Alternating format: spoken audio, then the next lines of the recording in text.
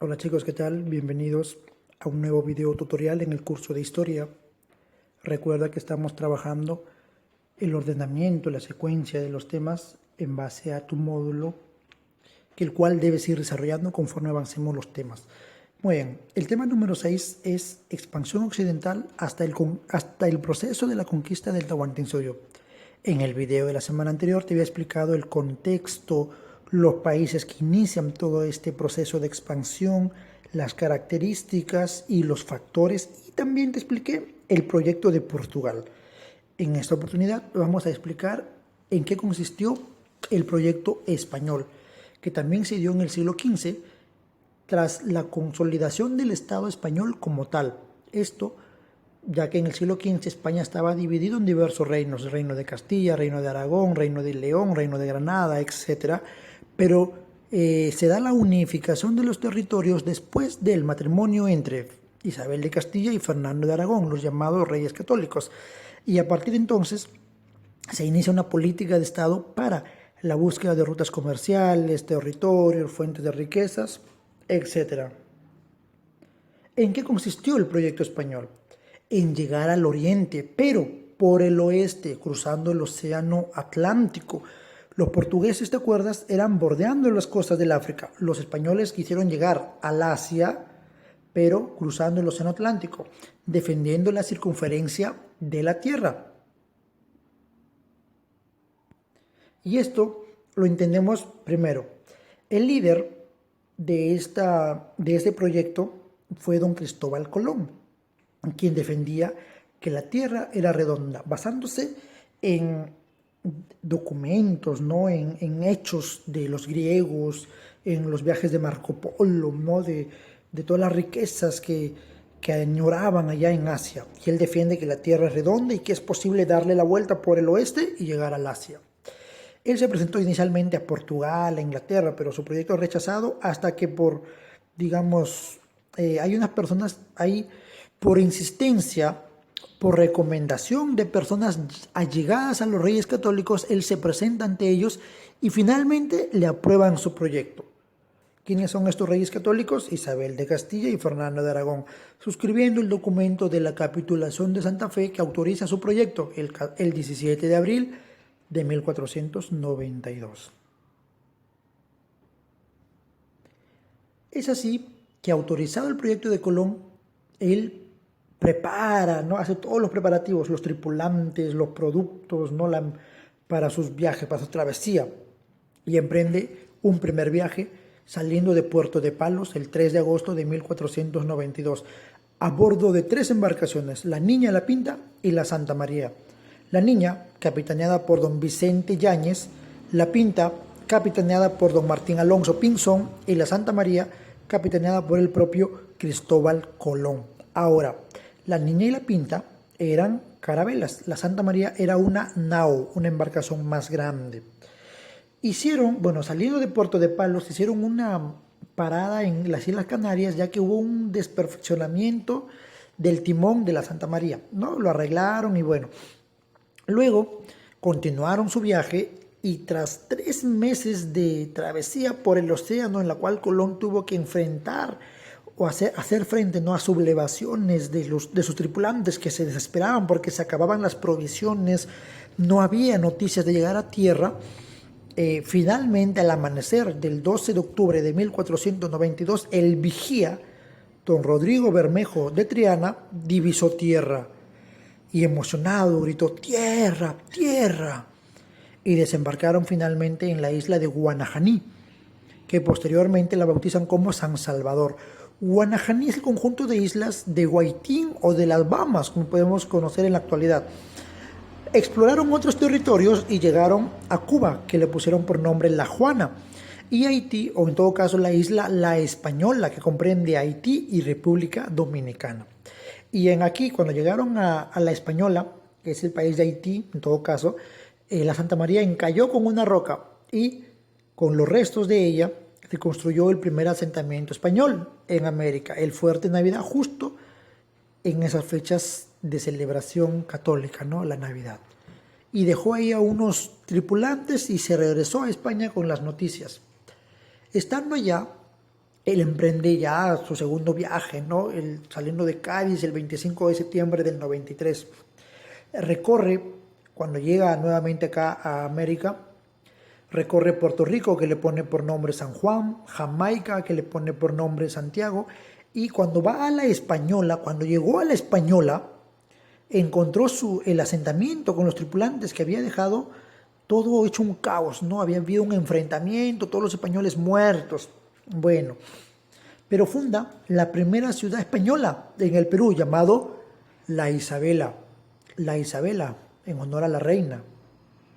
Luego regresa a España y lógicamente él estaba teniendo problemas de financiamiento en sus viajes porque no daba resultados de haber llegado al Oriente, a Asia. Pero aún así, él emprende un tercer viaje, saliendo de Sanlúcar de Barrameda en mayo del 98, en la cual estuvo cerca de llegar a la plataforma continental.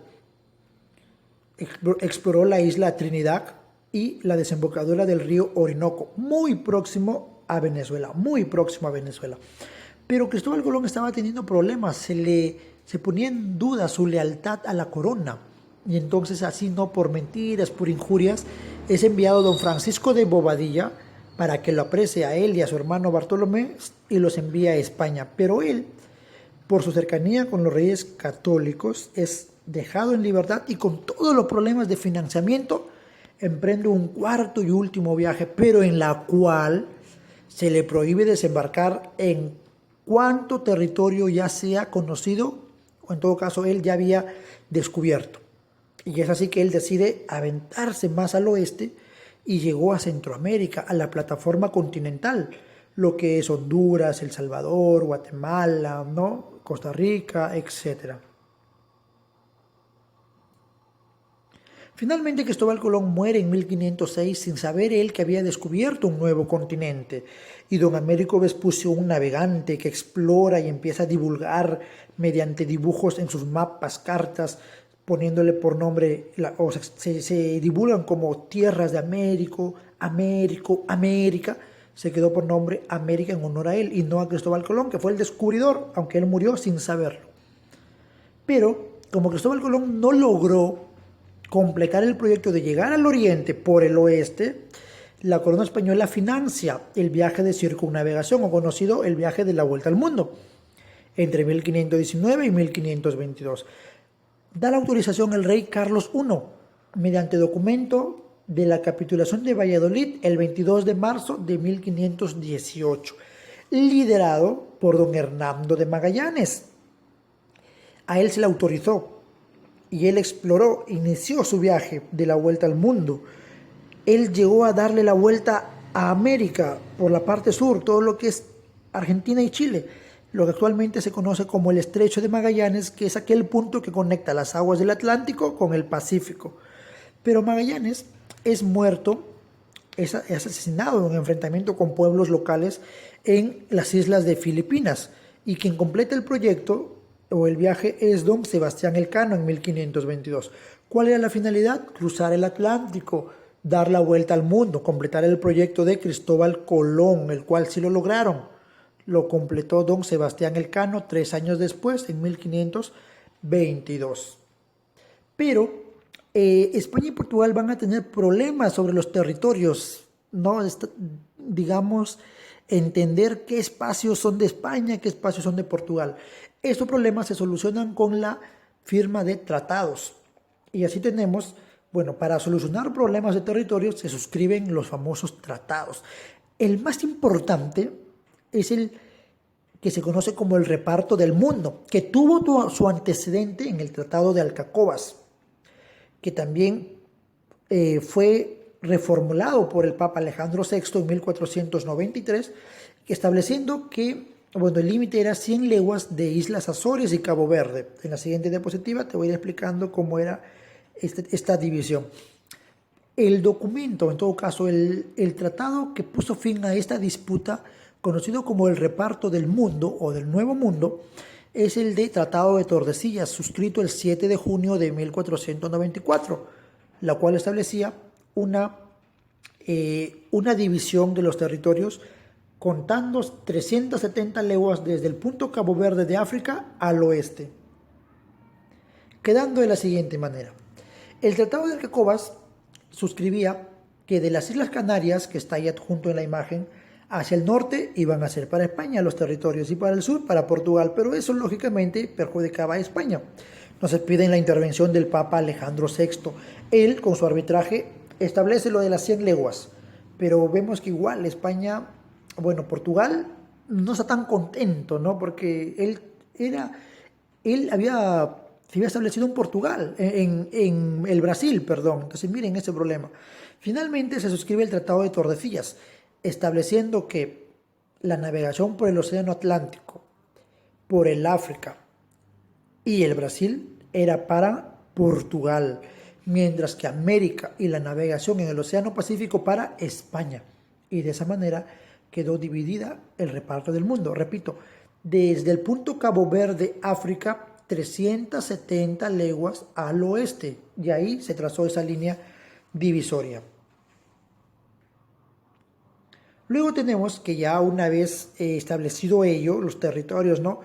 Se da la invasión a tierra firme, a la plataforma continental, no a las islas, sino ya a la plataforma continental como tal. Y entendemos entonces que la invasión a tierra firme, la definimos como la conquista y colonización de la región del continente, lo que se conoce como la plataforma continental.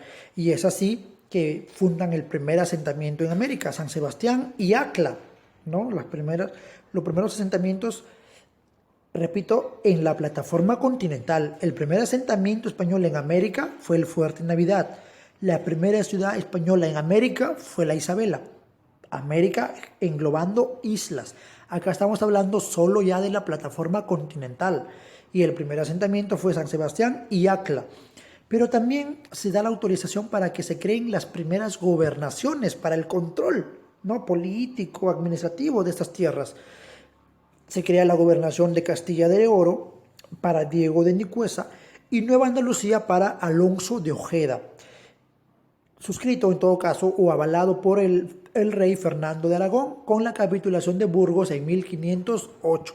Además también se da la fundación de ciudades, como la ciudad de Nuestra Señora de la Asunción de Panamá, por Pedro Arias Dávila, desde donde luego se formaría la empresa de Levante, de los peruleros, de los socios de la conquista del Tahuantinsuyo, ¿cierto?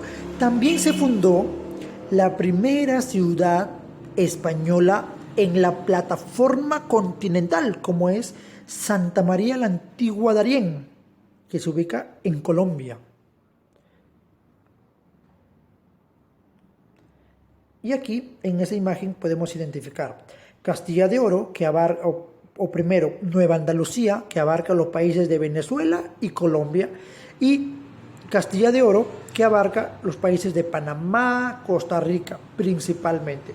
Y ahí encontramos Santa María de la Antigua Darién, ¿no?, que pertenece a Colombia, en realidad pertenece en la actualidad a Colombia, ¿no? Es la primera ciudad española en tierra firme o en la plataforma continental en todo caso. Entonces de esa manera se fueron dando ya el establecimiento de los europeos en el continente, en el territorio, en la plataforma continental, lo que conocemos como la tierra firme. Y se van a ir dando diversos descubrimientos, viajes de exploración. Tenemos la de don Vicente Yáñez Pinzón, quien llegó a la desembocadura del Amazonas. No descubrió el río Amazonas como tal, llegó a la desembocadura. Quien descubrió el río Amazonas fue don Francisco de Orellana en 1519, buscando el dorado, decía él, cuando partió del Cusco, ¿no? Bueno, tenemos también a don Alonso de Ojeda, don Juan de la Cosa y Américo Vespucio, que exploraron Venezuela entre 1500 y 1502. Don Vasco Núñez de Balboa, él explorando y queriendo llegar a ese rico reino que no conocían como Virú, que actualmente es el Perú, descubrió el Mar del Sur, que es el Océano Pacífico, en 1513. Son algunos de los descubrimientos que se van a ir dando. Luego, las primeras autoridades de los españoles principalmente, ¿no?, porque ya entendemos que están acá en esta parte los españoles principalmente en América. Tenemos que se establecen las encomiendas, que es un sistema de control político, económico y social en América, cuyo digamos, autoridad era el encomendero. El encomendero era un español al cual se le entregó cierta cantidad de indios. ¿Para qué? Para garantizar su protección y evangelización. Pero sabemos que estos encomenderos no cumplieron esa tarea, sino más bien se dedicaron a explotarlos, aprovechar su mano de obra y enriquecerse. Entonces España tuvo que reformular algunas leyes para la protección de los indígenas. Eso viene después, como por ejemplo con don Bartolomé de las Casas, conocido como el primer defensor de los derechos de los indios, o de los americanos, de los indígenas en todo caso, ¿no? Y bueno, ahí he tratado de representar justamente, ¿no?, el sistema de las encomiendas, un español con los indios que se le daban a su merced, y por acá los españoles junto, bueno, una representación de un eclesiástico, ¿no?, un sacerdote, y los indios que están ahí sirviéndole, no jurando su servicio, su lealtad, sometiéndose a la religión católica impuesta, traída por los españoles. Y aquí te voy a hacer una pequeña introducción de lo que significó posteriormente la conquista del Tahuantinsuyo. Primeras noticias de los incas. Sabemos la importancia que va a tener Panamá. Fundada esta por Pedro Arias Dávila, conocido como Pedrarias, esta ciudad se convierte en el centro de operaciones de todas las jornadas que llevarán para la conquista de los incas. Panquiaco, hijo del curaca, del cacique Comagre, de pueblos de ahí del Panamá, de estas poblaciones nativas, él hablaba de la existencia del reino de Virú, un rico reino que se encontraba más al sur del Darién, al sur de Panamá. Lo describía como montañas ricas donde el señor gobernante, ¿no?, el rey, ostentaba joyas, era cargado en andas, ¿no? Y eso lógicamente maravillaba a los españoles. Entonces se hablaba de Perú como Virú. Y es así que don Vasco Núñez de Balboa es el primer español en recibir las primeras noticias del Tahuantinsuyo. Él recibe las primeras noticias del Tahuantinsuyo. Y por eso es que él explora, ¿no?, esta parte y llegó a descubrir el Mar del Sur, que es el Océano Pacífico, en 1513. Pero el primer explorador que realiza esa expedición para llegar a este rico reino fue don Pascual de Andagoya, el cual no lo logró, ¿no? Pero él fue el primero en iniciar esta búsqueda del rico reino de Virú, como se conocía al Perú. Y bueno, para ir culminando, esa es una representación de los territorios, ¿no? Panamá, la ciudad importante, Santa María de la Antigua Darién, ahí está justamente, y está señalado Darién todo hacia el sur del río Santa. Dicen, al sur del Darién está el reino de Virú, que actualmente es el reino de Perú, el Tahuantinsuyo, lo que narraba Panquiaco. Y eso motivó a que posteriormente los españoles formen empresas conquistadoras como la de don Francisco Pizarro y se realice la conquista del Tahuantinsuyo, que es el tema del próximo video de la siguiente semana. Pero te he dado ahí una pequeña introducción para que puedas entenderlo. Bien, esto fue la explicación del video tutorial de la semana número 9 relacionado con el proyecto español y la invasión a América continental, a tierra firme, a la plataforma. Ya sabes que cualquier sugerencia, duda, siempre estoy disponible los jueves de 12 a 2. Atención por Idukai, un mensajito por ahí. Tus tareas cúmplelas siempre en las fechas indicadas. Y bueno, un abrazo, un saludo a la distancia, cumplan todos los lineamientos que se dan con respecto a la protección y el cuidado frente al coronavirus y será hasta una nueva oportunidad. Gracias nuevamente.